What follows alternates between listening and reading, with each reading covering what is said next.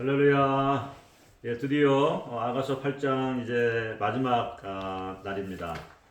어, 여러분 지금까지 아가서의 그 1장부터 8장까지의 성숙한 신부의 여정을 함께 잘 통과해 오신 것을 축복하고요.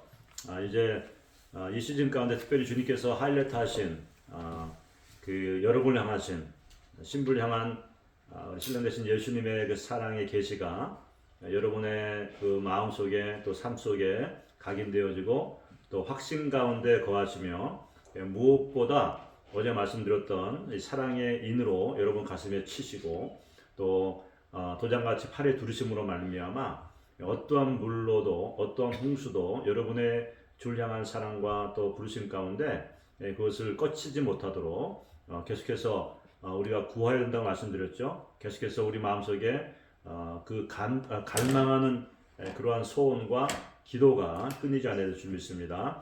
오늘 그래서 본문의 말씀 이제 마지막으로 8절부터 14절까지 말씀인데 오늘 이 말씀을 통해서 신부 특별히 그 사랑의 인침으로 말미암아 그 심령 속에 새롭게 갱신되어지고 또 흘러넘치는 그 사랑을 이제 소유하게 된 신부가 두 가지의 그 기도를 합니다. 두 가지의 중보기도와 또 무엇보다 이제 다시 오실 주님을 위에서 그 요청하고 기도하는 기도를 드리는 것으로 이 아가서가 끝나게 되죠.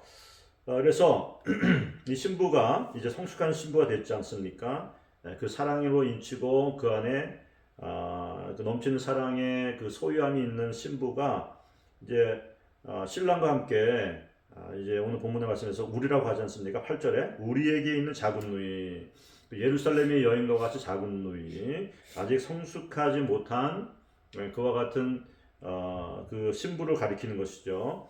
그러나 동일하게 그 신부가 미성숙했을 때에 그 신부를 사랑스럽게 바라보시고 그 신부를 계속해서 사랑의 리더십으로 인도하셨던 그 주님의 그 애정어린 시선이 이 작은 누이에게도 있는 겁니다. 근데 지금은 신부와 또 주님, 신령이신 주님이 함께 그 작은 누이를 바라보는 것이죠.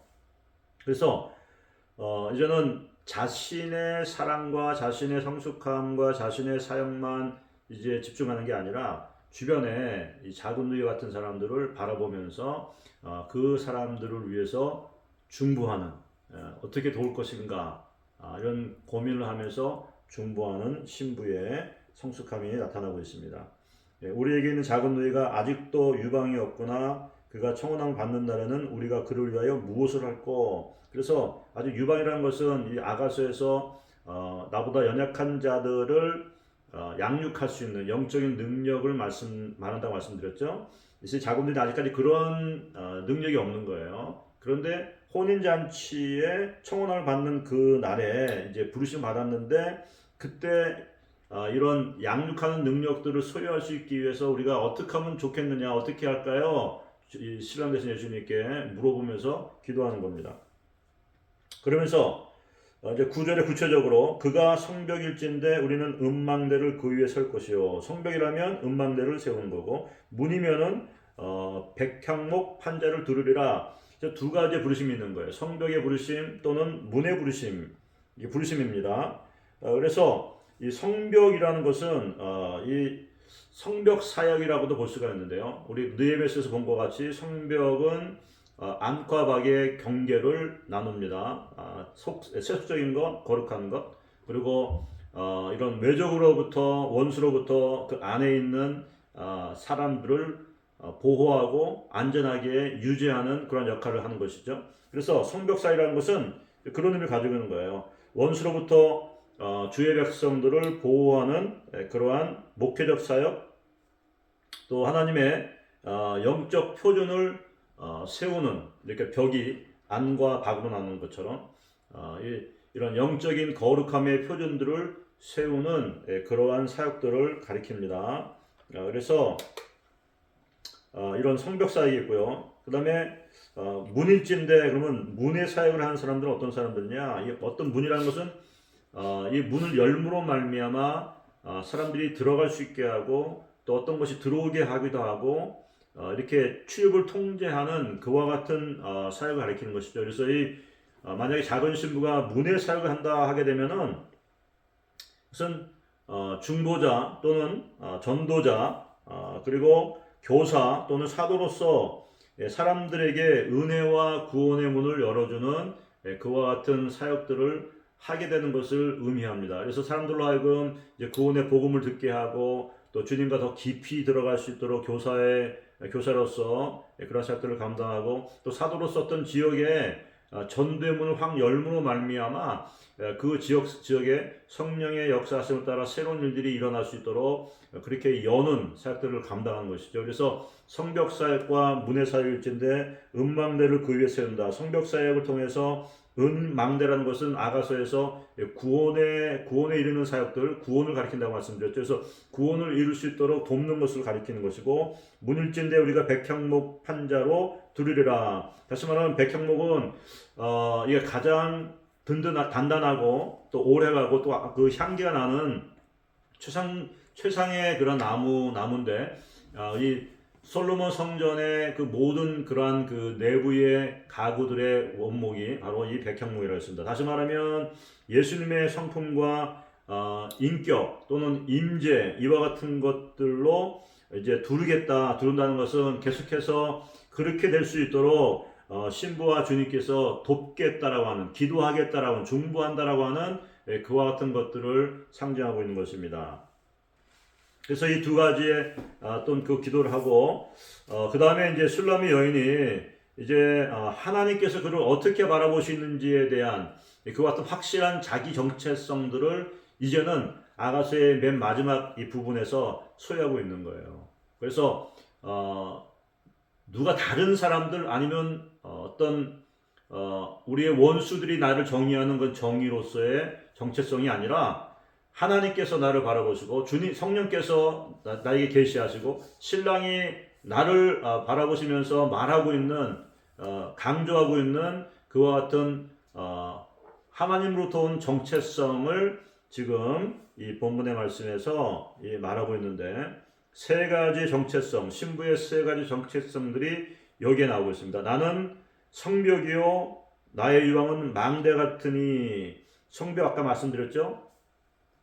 성벽이라는 것은 사람들을 그 원수로부터, 대적으로부터, 사단으로부터 보호하는 그와 같은 그런 사역이다라고 말씀드렸습니다. 그래서 이 신부의 정체성 중에 하나가 다른 사람들을 돕는 거예요. 그들이 이런 이 원수로부터 공격당하여서 그들의 소유와 생명과 이와 같은 것들을 잃어버리지 않도록 보호하는, 돕는 그러한 정체성을 가지고 있고, 나의 유방은 망대 같다. 근데 유방이라는 것은 다른 사람, 영적으로 미성숙한 사람들을 양육할 수 있는 영적인 능력이라고 했는데 그것이 뭐라고 나왔냐면 망대 같은 유방이다. 그냥 단순한 그러한 정도의 양육하는 능력이 아니라 아주 월등한 탁월한 그러한 수준의 다른 사람들을 섬기고 또 양육하는 영적인 능력을 소유한 신부다라는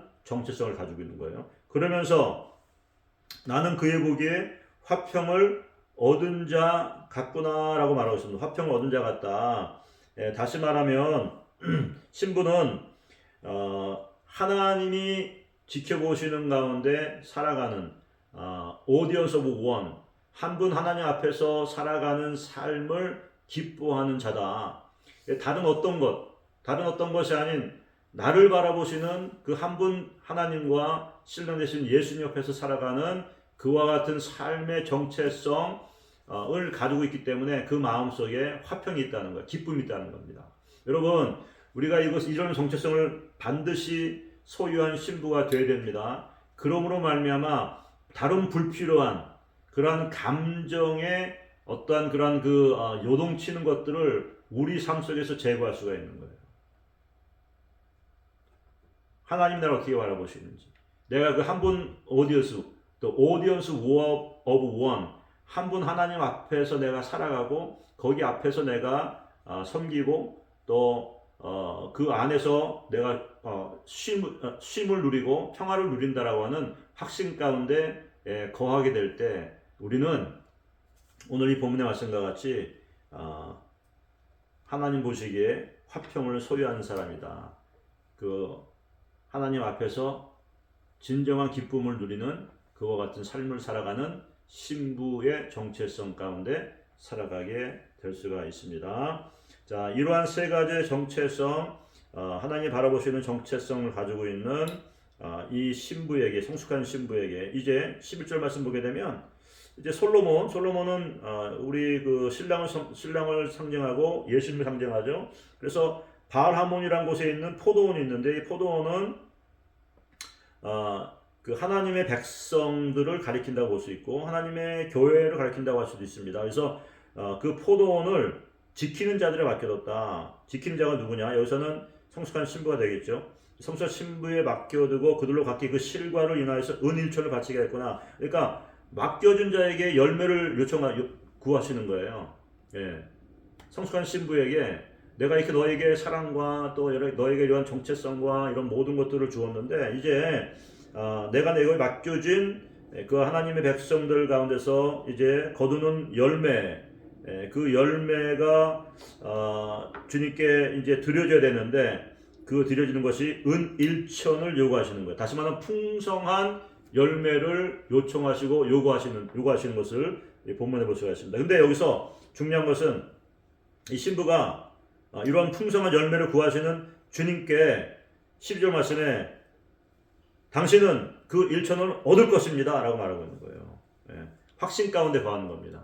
그러면서 실과 지키는 자도 200을 얻으려니와 그 신부가 이와 같이 성실하게 성벽의 사역을 감당하고 또 망대와 같은 유방으로 연약한 자들을 섬기고 양육하고 제자로 삼아가면서 또 하나님 한 분 앞에 살아가는 그 기쁨을 소유한 자로 살아가는 가운데 그렇게 거둔 모든 열매들 가운데 일부분 1천은 솔로몬에게 그 다음에 200은 자신의 기업으로 받게 될 것이라고 하는 그러한 확신을 소유하게 되는 거죠. 여러분 그렇습니다. 우리가 정말 주를 위해서 헌신하고 수고하고 또 이와 같은 그 성숙한 신부의 삶을 살아낼 때에 우리에게 영원한 상급이 있다는 사실을 꼭 기억하시고 믿으시기 바랍니다.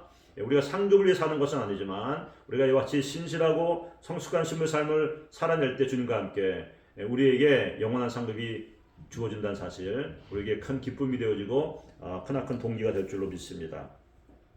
자, 그러면서 이제 13절 말씀 보게 되면 이제 이와 같은 신부, 담대하게 당신이 나에게 맡겨주시는 포도원을 통하여서 풍성한 열매를 요청하셨는데 당연히 그것을 드릴 수 있습니다 라고 선포하는 이 신부에게 이제 그 사랑하는 신랑이 말하고 있는 겁니다. 너 동산에 거한 자야.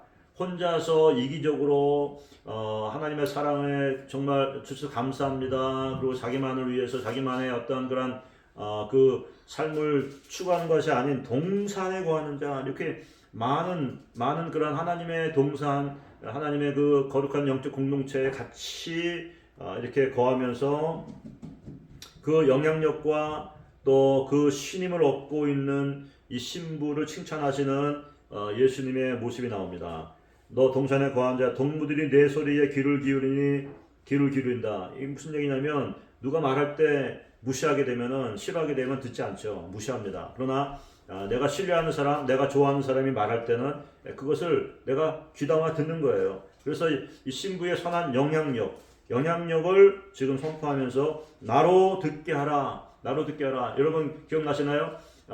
아가서 2장 10절에서 그 나의 사랑 나의 어떤 자 나 함께 일어나 가자라고 했을 때 신부가 두려움 가운데 예수님이 초청하신 초청 가운데 거부하면서 그 은밀한 바위 틈에 숨어 있을 때 나로 내 음성을 듣게 하라, 나로 내 얼굴을 보게 하라 이렇게 말씀하시면서 예배와 기도의 자리에서 내가 힘들고 어렵지만 나에게 도움을 요청하고 나에게 예배하는 그 아름다운 소리를 듣게 하라고 말씀하셨던 예수님의 그 신랑의 그 요청을 우리가 기억할 것입니다. 오늘 이 말씀에서 이와 같이 그 동산에서 선한 영향을 행사하면서 신임을 얻고 있는 신부가 다시 한번 그 예배와 기도의 자리에서 정말 열정적으로 신랑께 하나님께 예배하는 그 소리를 듣기를 원하시는 예수님의 그와 같은 요청과 확신에 대해서 오늘 이 주님께서 말씀하고 있는 거예요. 그래서 다시 한번 우리로 이와 같이 예배 자리로 또 중보의 자리로 초청하시는 신랑 되신 예수님의 모습을 우리가 볼 수 있습니다. 자, 이에 대해서 이제 마지막으로 14절에 신부가 마지막으로 한번 중보하면서 간구하고 부르짖는 게 나의 사랑하는 자야. 다시 한번 아가 전체에서 신랑을 얘기할 때 이 신부는 나의 사랑하는 자라고 선포합니다. 너는 빨리 달리라. 향기로운 산들에서 노루와 닿고 어린 사슴과도 같다. 다시 말하면 정말 이 신부 속히 빨리 오라라고 하는 이 신부의 열망은 무엇이냐면 속히 예수님과 함께 있는 것입니다. 우리가 어제 그제도 말씀드렸지만 신랑이 어디에 있는가를 보기 원했던, 신랑이 그 백합화 가운데서 양떼를 먹이는 것을 장소를 알기 원해서 거기에 내려가서 그 신랑과 함께 하기를 즐거워했던, 기뻐했던 그 신부의 모습과 같이 오늘 이 본문의 말씀에서 너는 빨리 달리라. 향기로운 산들에서 노루와도 같고 어린 사슴과도 같이 빨리 오라. 다시 우리 여러분 계시록에서 성령과 신부가 가로되 오라. 준비가 되었습니다. 속히 오시옵소서. 이렇게 이 신부가 다시 한번 이 사랑하는 자와 함께 있고 싶은 그 열망을 표현하면서 정말 그 노루와 같이 사슴과 같이 그 산을 빨리 달려서 오시라고 기도하면서 이 본문에 아가서의 이 전장이 맞춰지게 되는 것입니다. 여러분 오늘 이 본문의 말씀을 통해서 우리도 신부와 같이 정말 나는 성벽이며 나의 이방은 망대 같고 또 나는 당신 보기에 화평을 얻은 자 같습니다라고 고백하시면서 속히 오시옵소서라고 고백하면서 주님의 오심을 다시 만날 그날을 기대하며 살아가는 아름다운 신부, 성숙한 신부 되시기를 주님을 축복합니다. 기도하시겠습니다. 할렐루야. 주님 감사합니다. 2월 한 달 동안 아가서를 통해서 성숙한 신부의 여정 가운데 우리 초청해 주시고 우리 가운데 사랑의 계시와 또 사랑의 진리를 확정시켜 주시고 또 부어 주신 것 감사드립니다. 다시 한번 하나님 이제 우리가 우리 심장에 사랑의 인을 친 자 또 팔에 인을 두른 자로 정말 오늘 이 본문의 말씀과 같이 하나님의 나라를 바라보시는 이와 같이 정말 하나님이 기뻐하시고 원하시는 이런 구원의 사역들과 양육의 사역들과 또 더 나아가서 하나님 기뻐하시는 그와 같은 중보의 사역들을 감당할 수 있는 거룩한 신부로 우리를 불러주시고 또 양육해 주시니 감사합니다. 주님 우리 가운데 주를 향한 사랑이 끊이지 않게 도와주시고 더 성숙되게 도와주시고 주님께서 우리에게 요구하시고 우리에게 맡겨주신 그 사명들을 잘 감당해서 은 1천을